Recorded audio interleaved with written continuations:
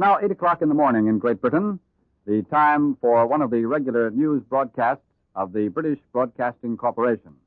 I'm not sure whether the 8 o'clock news in London has started at the moment, but let's switch over to London now and see whether the 8 o'clock news has begun.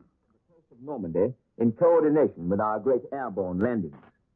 At points, our troops have advanced several miles inland, and tanks have been reported to be moving on the town of Caen, 10 miles from the coast, where fighting was reported earlier. When BBC reporter Frank Gillard came through from General Montgomery's headquarters, there was no report of the violent reaction that is to be expected when Field Marshal von Rundstedt concentrates his forces against our operational area. It's early yet to get any firm assessment of the general situation over on the French coast, but our reporter says there was an atmosphere of confidence at General Montgomery's headquarters, fully justified by the news flashed back from our troops so far. One of the things everyone wants to know about is how our airborne forces are faring. There's no hard news yet about their part, but at least it's known that the operation of landing them, the biggest airborne expedition in history, was most successful. Another satisfactory thing about this outstanding operation is that our losses in planes were very small, considerably below what was expected. The original landings took place in the bay that stretches from the Cherbourg area, the tip of Normandy, to Le Havre in the east, and we seem to have achieved a certain amount of tactical surprise. It remains to be seen what the Germans have in store for our men. But meanwhile, as our troops and supporting arms and weapons go ashore, every hour improves our ability to meet whatever may come against us. Another correspondent at Supreme Headquarters says, all that can be said about our forces at the moment is that they are fighting strongly, under a complete air umbrella that covers not only them, but the vast force of craft moving freely backward and forward across the channel. Communique number 2 from Supreme Headquarters at the end of D-Day said reports of operations so far show that our forces succeeded in their initial landings. Fighting continues. One glimpse of the fighting in which the British, American, and Canadian and Allied forces are engaged comes from a correspondent with the Canadian landing forces. He says that in under 3 hours of fighting on the beaches, the Canadian force won its beachhead and pushed inland. The Canadian commander flashed this message to headquarters. Beachhead taken, well on the way to intermediate objectives. There was some stiff fighting in the streets of the little French coast town. The Canadians met considerable enemy fire on the beaches as they worked their way among numerous steel and wooden obstacles, but they got going strongly. They took some prisoners, mopped up from small pockets of a German coast defense unit. This correspondent says that Canadian and British airborne troops did a good job when they dropped and came in by gliders to capture several important bridges and hold them. German reports have spoken of fighting at various points from the tip of Normandy to the hinterland of Le Havre. They say that there's been heavy fighting around the main highway running through the Normandy Peninsula towards Cherbourg, and they report that our airborne troops have been in action south of Cherbourg.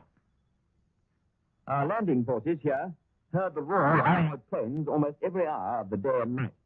And last night, another great force of Royal Air Force heavies was heard going out. But all we've had so far is the familiar Air Ministry formula. Royal Air Force heavy bombers were over enemy-occupied territory again last night. They followed up a great dusk-to-dawn offensive, with thousands of bombers and fighters taking part in the greatest day in aerial history. Well over 1,000 troop carrier planes, including gliders and tow planes, were used by the Allied Air Forces. The Royal Air Force not only played its part by providing an air umbrella, some of our airmen actually landed on the beach themselves. The 1st Beach Squadron went ashore to pave the way for a steady flood of Royal Air Force personnel, who from now on will operate from the other side of the channel. These beach squadrons have the difficult job of bringing supplies to the spot. This is no easy matter. For instance, it takes 24 tons of oil and petrol to keep 4 Spitfires in the air for only 4 or 5 sorties. Only a few hours after our first landing, bulldozers were already at work laying out a landing strip for our fighters. The sea armada of upwards of 4,000 ships, together with several thousand smaller craft, was divided into 2 major task forces. One was under the command of the British Rear Admiral, Sir Philip Byron, of Cossack fame, and the other under the American Rear Admiral, Alan Kirk. They were split up into assault groups, follow-up craft, bombardment ships, and mine-sweeping flotillas. Many famous British and American warships were there. They included the British battleships Warspite, Nelson, and Ramillies, and the cruisers Glasgow, Belfast, Enterprise, Mauritius, and Orion. Among the American battleships were the Nevada, Arkansas, and Texas. American naval losses so far have been given by President Roosevelt as 2 destroyers and 1 tank landing craft. He described the full operation as being up to schedule. He said that when he made his speech on the liberation of Rome on Monday night, he already knew that the Allied troops were in their boats for the Western Front offensive. The date was roughly fixed at the Huron Conference last December, but the exact date depended on the vagaries of the weather in the English Channel. And in fact, the weather caused a delay of 1 day. Inside France, the German military authorities have clamped down on the people in some areas. Among other things, it's forbidden for more than 3 people to gather together in the streets, and from dusk to dawn, the French are ordered to stay indoors. German troops have been ordered to shoot on sight if the new code of instructions is disobeyed. The quisling Laval has also threatened reprisals, German reprisals, for any who help the Allied army. Laval's so-called Minister for Public Order, Dalman, has already called out his militia, and the Vichy radio has warned the militiamen that stern measures will be taken against them if they try to desert their units. The voice of Free France on Algiers radio has hailed D-Day as an unforgettable day of joy and hope for the liberation of France. Behind General de Gaulle, a French spokesman said, were the French armed forces, burning with the desire to fight in France. And inside France, there was the army of the interior, the vanguard of the Allies in metropolitan France. It's revealed that General de Gaulle, now in Britain, conferred with General Eisenhower on the eve of D-Day. General Eisenhower told reporters we were in complete agreement on all military matters. Moscow Radio, in its service in English, has broadcast a recording of last night's speech by His Majesty King George VI. This Russian broadcast was followed by the British national anthem. Now, here are some sidelights on the operation passed on by those who've been across the channel. First, Royal Air Force pilots who flew over the front yesterday at a low level. They say we're doing very well. They saw our troops are moving forward from the beaches. Our balloons are up over the landing beaches, a precaution against low-level attack on our ships. The pilots saw our ships unloading supplies and say that by noon, tons of equipment, tanks, lorries, and armored cars had been moved off. All the pilots were impressed by the way the supplies were pouring in on the beaches and how quickly the material was being carried inland. The last thing we saw, one pilot said, was a steady flow of our ships coming back to these shores for another load. The whole business from the air seemed like a very disciplined and ordered advance. Next, crews of the torpedo boats, some of the first witnesses of the landings. They said that the shore gunfire was less than in Sicily. One of the skippers of the little ships tells how as the huge Allied landing fleet moved towards the French coast, Allied bombers hammered the beaches furiously for 3 hours. Incendiaries were pouring down from the sky like rain, and our fighters swooped over the beaches, a powerful challenge to possible Luftwaffe opposition. From what I saw, says this eyewitness, the Nazis were scared to accept the challenge. The Germans, he adds, sent up star shells which lighted the whole beach, and the German batteries hurled shells across at our ships, but many of these guns were quickly silenced. The scene was like a nightmare of color, with light from the star shells and smoke from the bombs.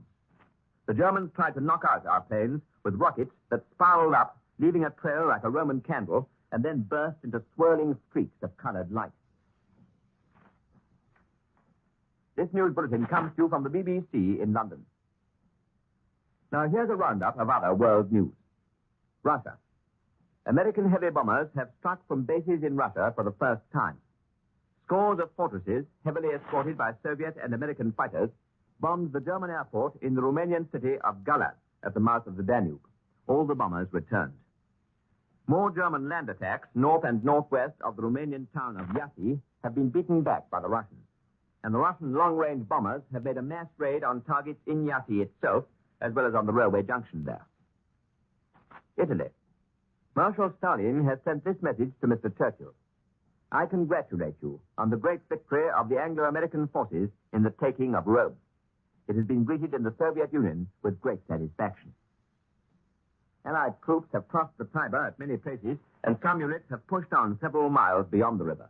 They've met only weak resistance. The Lieutenant General of Italy, Prince Umberto, is reported to have asked Marshal Badoglio, who has resigned, to form a new government to include political leaders now in liberated Rome. Marshal Badoglio's radio has broadcast a message from General Alexander telling all Italian patriots in occupied Italy, from now onwards, the German armies in Europe will be attacked from every side. The day for which you have waited has come at last. I appeal to all patriots to rise against the common enemy. Portugal. The Portuguese government has stopped all exports of wolfram to Germany. The ban has actually been in force since Monday. This has been disclosed by the American Undersecretary of State, Mr. Septimius, who said, this action should help to shorten the war, for it will deprive the Germans of important quantities of this vital war material. Southwest Pacific. American troops are now within a mile and a half of Mokmar Aerodrome, one of the three important airfields on Biak Island off Dutch New Guinea. China. Chongqing announces fierce fighting about 20 miles northeast of Changsha, the great communication center in Hunan province. The Japanese, strongly reinforced, have launched vigorous attacks along 5 separate routes. Siam. The capital, Bangkok, has been given its biggest raid of the war by Allied heavy bombers, which concentrated on the railway marshalling yards. United States. Washington discloses that the Soviet government has offered its cooperation in sending supplies to Allied prisoners of war in the Far East. The Russians have named a convenient Soviet Pacific port adjacent to Vladivostok, where the relief supplies already on Soviet territory may be picked up by Japanese ships. Columbia's news headquarters in New York once again. We've been listening to the BBC 8 o'clock news. It's 8 o'clock in the morning in Great Britain, about 12 minutes past 8 now, as a matter of fact. And the British news broadcaster has completed the news on the invasion and was giving a roundup of other world news. We assume that you're up to date on that. And so now we have the air again back at Columbia's news headquarters. We have a dispatch from Reuters, which perhaps you might be interested in. It hasn't been given out yet. It concerns General de Gaulle. It's a dispatch from the British news agency Reuters that we received here at our news headquarters in New York. The Reuters correspondent Stanley Burt says that General de Gaulle visited General Eisenhower at the advanced command post on Sunday, 2 days before D-Day. And then the Reuters correspondent says he understands that the Supreme Allied Commander is confident that French resistance will operate effectively and prove of substantial military value to the campaign of the British, American, and Canadian liberating forces. This is Columbia's news headquarters in New York. Before we now interrupt and take a brief intermission at our news headquarters in our invasion coverage, I'd like to remind you all again that we are keeping the Columbia Network open all night. We shall, of course, interrupt all programs to bring you any news of great importance as it comes in, and at regular intervals throughout the night, we shall give you the authentic news, the details of the invasion of Western Europe. This is Bob Trout speaking. This is CBS, the Columbia Broadcasting System.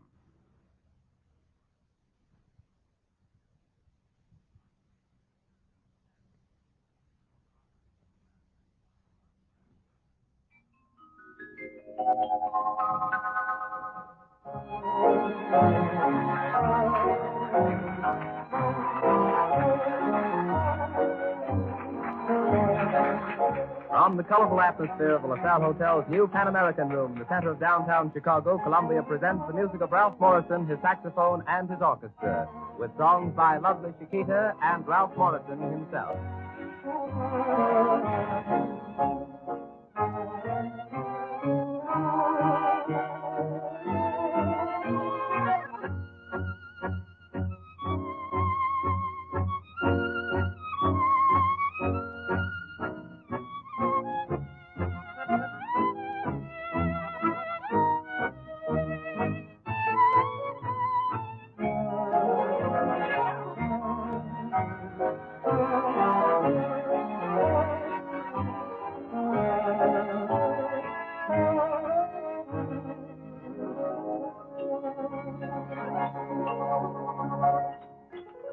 Getting things started now with the Gershwin melody, it's Maybe.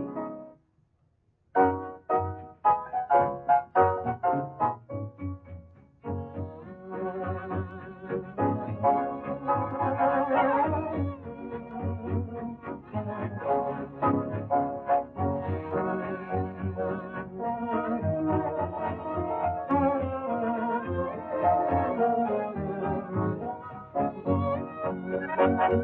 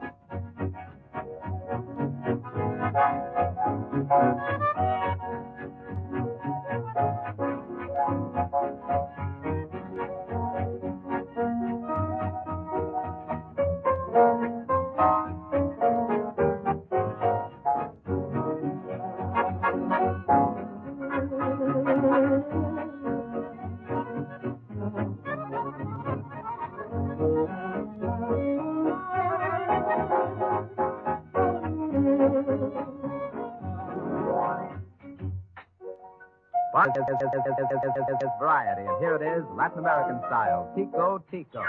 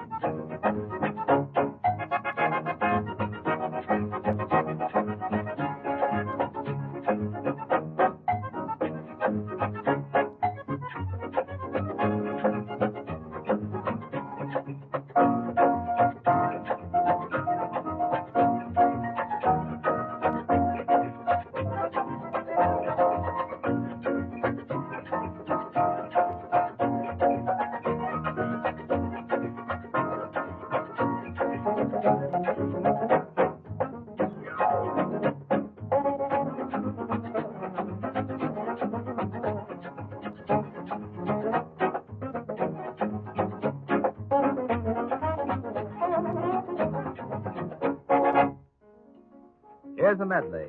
Two favorites. The first, You Call It Madly, and then Ralph Morrison to sing Old Acquaintance.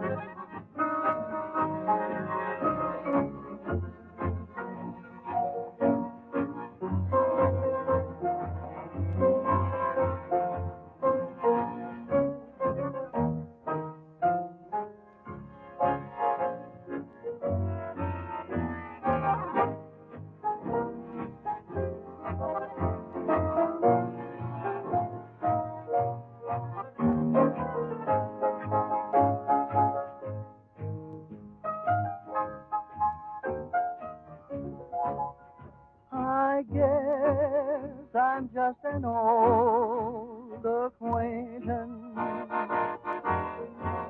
just someone that you used to know. Once you couldn't be close enough to me, darling, recently you're so distant. I know you've made a new acquaintance. I feel it in my heart somehow. Never thought the day would come when I would say I'm just an old acquaintance now.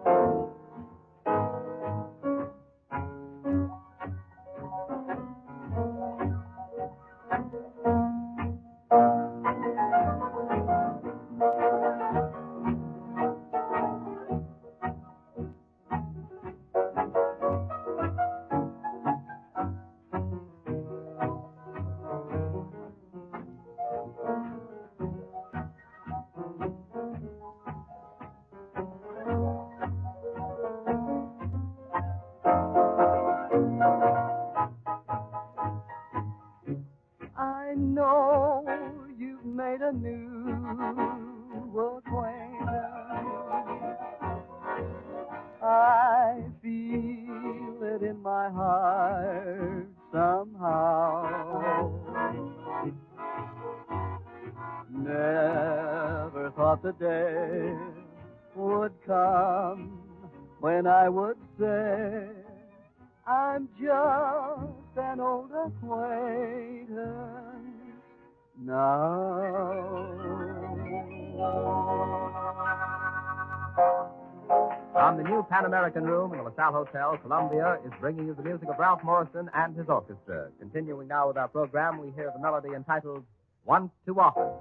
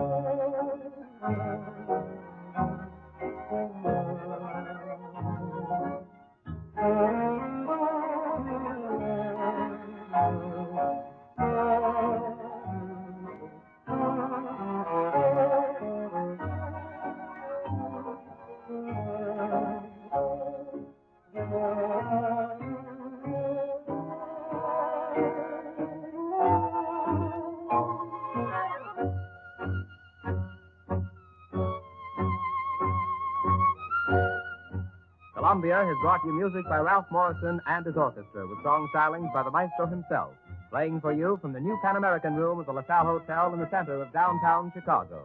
This program, announced by Ken Nordine, has been a presentation to Columbia Chicago Studios in the Wrigley Building. This is CBS, the Columbia Broadcasting System.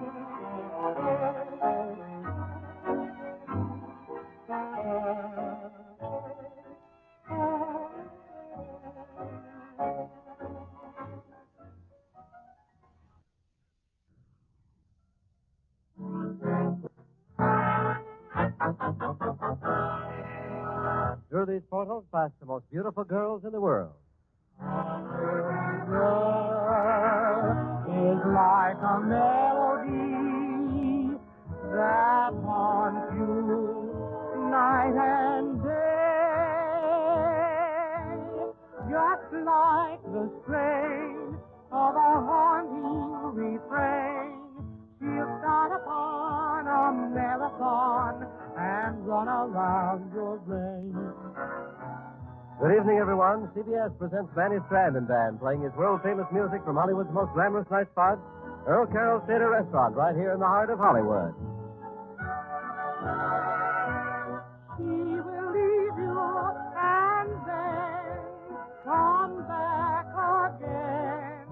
A pretty girl is just like a pretty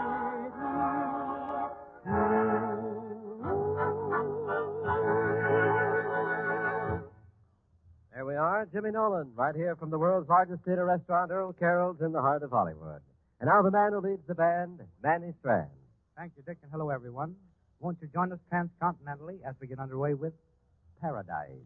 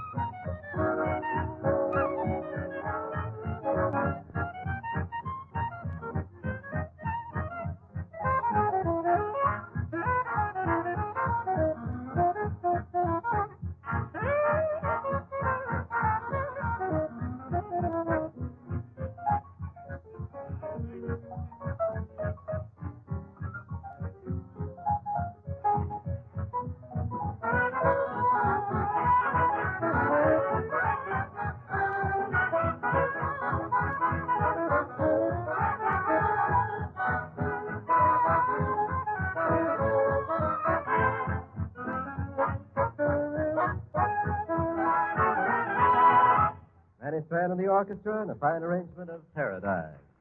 And now to our Earl Carroll microphone, Jimmy Nolan, to sing I'll Get By.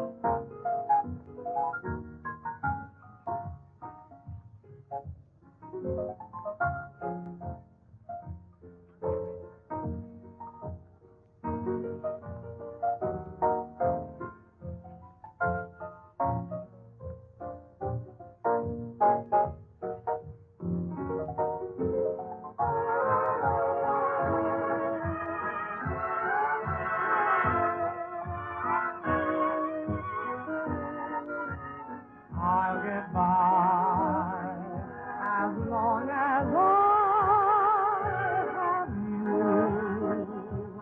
Though there be rain and darkness too, I'll not complain. I'll laugh it through. Poverty may come to me, that's true. But whatever say I'll get by as long as I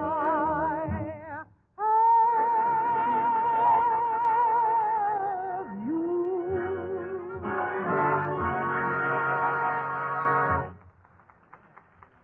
Thank you, Jimmy Nolan. Now it's always a pleasure to introduce the friendly man who leads the band, Manny Strand. Being at the halfway mark, ladies and gentlemen, I think it's very appropriate to give you Irving Berlin's famous Blue Sky.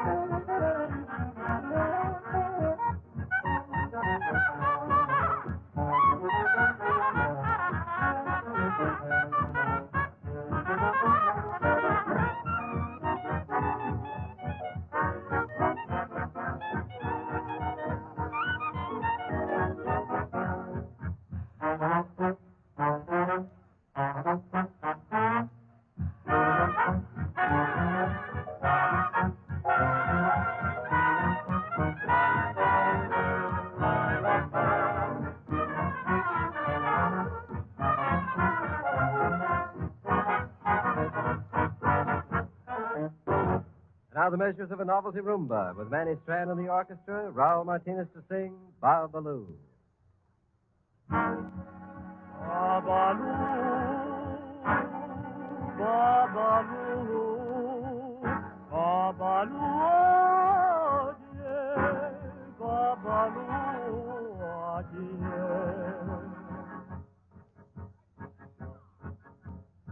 Está empezando la velorio que le hacemos a Babaloo. Dame 17 velas a ponerla en cruz. Dame un cabo de tabaco mayenne y un jarrito de aguardiente. Dame un poco de dinero mayenne para que me dé la suerte.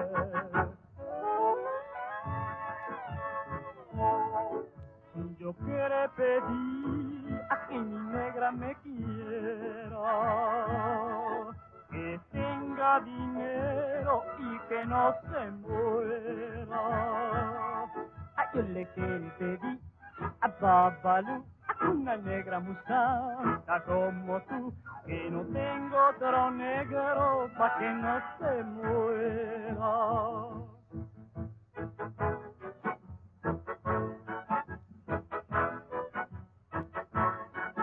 Babaloo, aye, Babaloo, aye, Babaloo, aye, Babaloo, aye.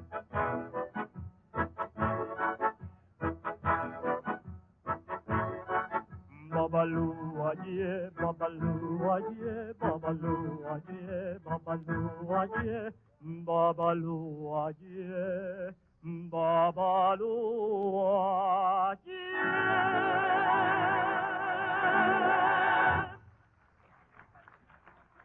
Raul Martinez. And now, Manny Strand. Ladies and gentlemen, Vincent Yeoman's very fine melody. I know that you know.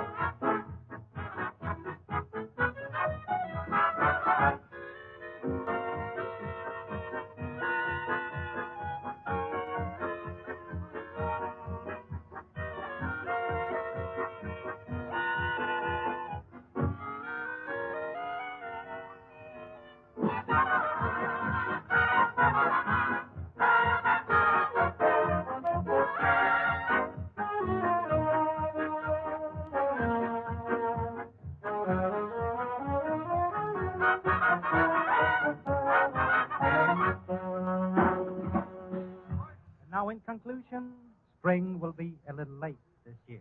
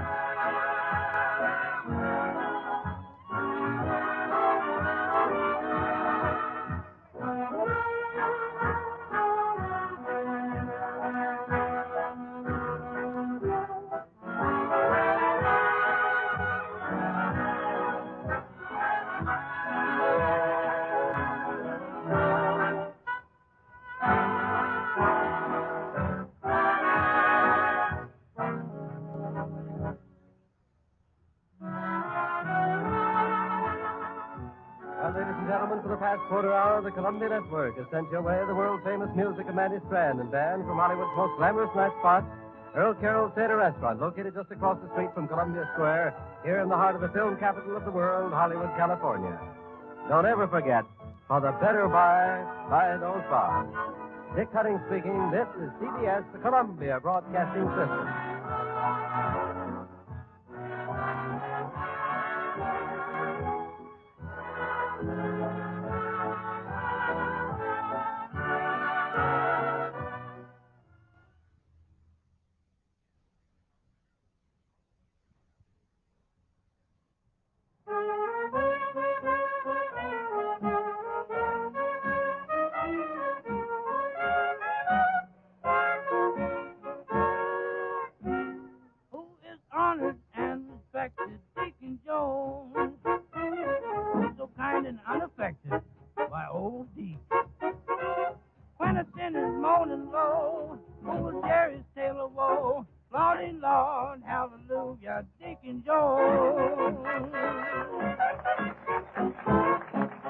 Good evening, everyone. Once again, CBS, the Columbia Broadcasting System, sends music your way. Music right now by Dale Jones and Company, playing from the world-famous Hollywood Palladium on Sunset Boulevard, just across the way from Columbia Square, in the very heart of the nation's film capital, Hollywood, California.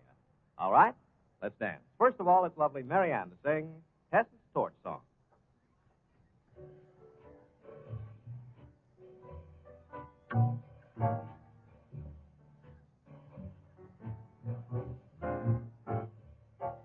I had a man. He was a good man. That is, you see, what I mean is I thought he was a good man. I had a friend. She was a good friend. I told my friend about my man, 'cause I thought she was a good friend. Why, life was sweet. Didn't I have my man? There's the world complete. Then the fireworks began. Ain't got no friend.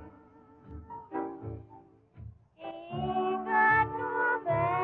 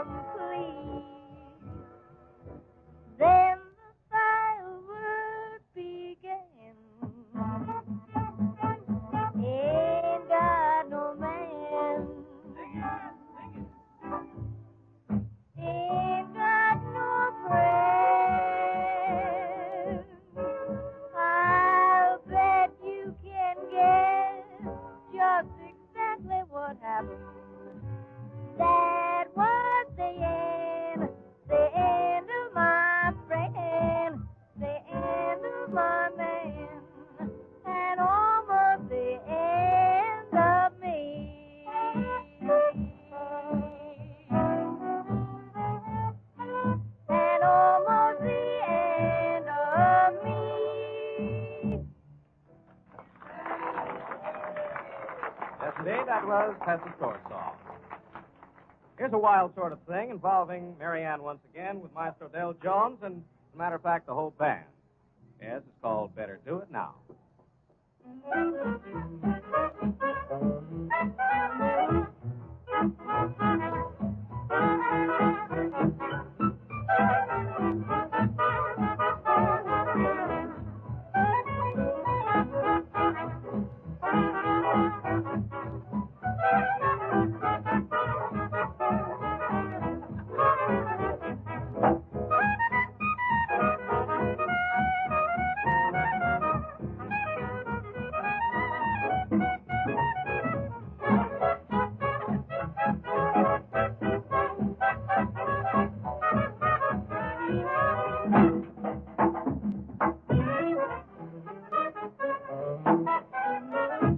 Better do it now. Better do it now. Well, there ain't gonna be no after while.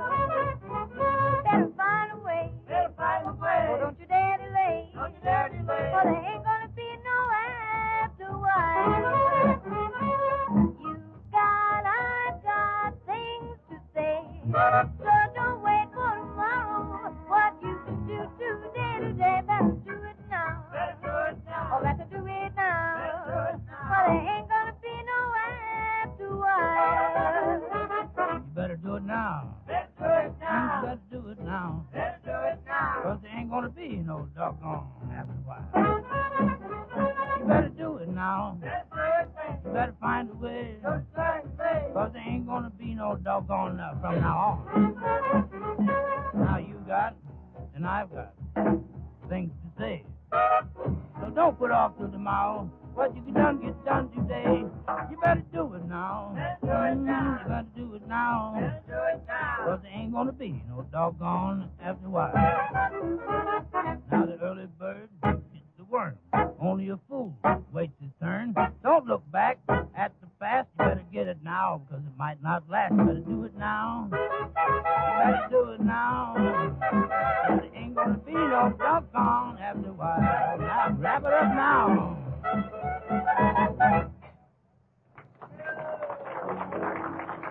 Turning now to blue spotlights, a little moonlight and roses, here's lovely Marianne again, this time to sing the romantic How Sweet You Are.